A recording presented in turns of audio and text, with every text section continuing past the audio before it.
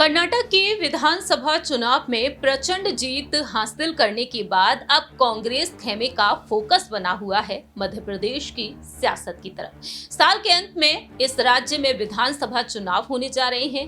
तकरीबन 5 महीने बाकी रह गए हैं और इन विधानसभा चुनाव से पहले देश के प्रधानमंत्री नरेंद्र मोदी जी लगातार बैठकें करते हुए दिखाई दे रहे हैं। बीजेपी की कोर कमेटी की बैठक की गई और इस बैठक में कुछ अहम फैसले लिए गए हैं, न सिर्फ राज्यों के विधानसभा चुनाव को ध्यान में रखते हुए बल्कि आगामी लोकसभा चुनाव को ध्यान में रखते हुए भी। और इसी बीच अब जल्द ही मध्य प्रदेश की सियासत को ध्यान में रखते हुए कांग्रेस खेमे से एक बड़ा ऐलान किया जा सकता है।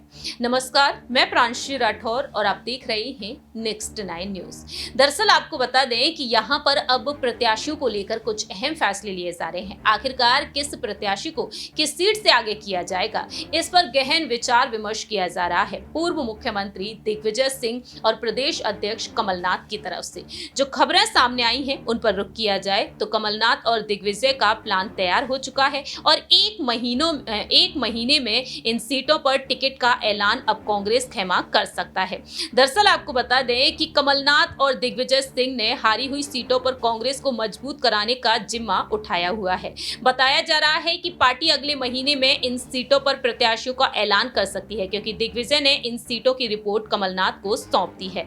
66 सीटें फाइनल की गई, जिस पर पार्टी को बीते पिछले कुछ चुनावों में लगातार हार का सामना करना पड़ा है। तो दिग्विजय सिंह इन सीटों की जिम्मेदारी उठा चुके हैं और 66 सीटों का वह दौरा भी कर रहे हैं। वहीं एक रिपोर्ट तैयार की गई है। रिपोर्ट में इस बात की जानकारी दी गई है कि कौन कांग्रेस के लिए सही प्रत्याशी होगा।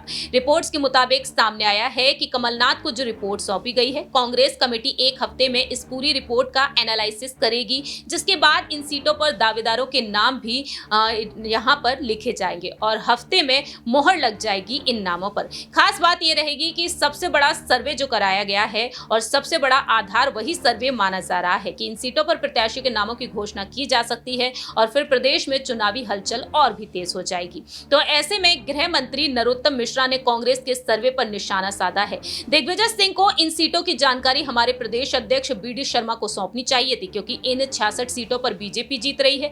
दिग्विजय सिंह खुद कहते हैं कि वे यहां जाते हैं वहां कांग्रेस हार जाती है, तो इस बार टिकट दिलवाने पर दिग्विजय सिंह का ज्यादा जोर है। दिग्विजय की नजरें कहीं और है, लेकिन छिंदवाड़ा का नतीजा बता रहा है कि बीजेपी जीत रही है। छिंदवाड़ा से जीत की शुरुआत अब हो चुकी है। यानी कि देखा जाए तो यहां पर अब कई सीटों को लेकर कमलनाथ और दिग्विजय अहम ऐलान कर सकते हैं। मालूम हो कि ग्वालियर चंबल संभाग जो ज्योतिरादित्य सिंधिया का गढ़ माना जाता है, उस गढ़ में दिग्विजय सिंह भी पहुंचे, कमलनाथ भी पहुंचे। तो वहीं मल्लिकार्जुन खड़गे ने पहले से ही अपने प्रत्याशी को आगे कर दिया है, जिससे कि प्रभावी क्षेत्रों को मजबूत बनाया जा सके, जिससे कि कांग्रेस यहां से मजबूत हो जाए, क्योंकि सिंधिया के बीजेपी में चले जाने के बाद से कांग्रेस यहां पर कमजोर पड़ चुकी है।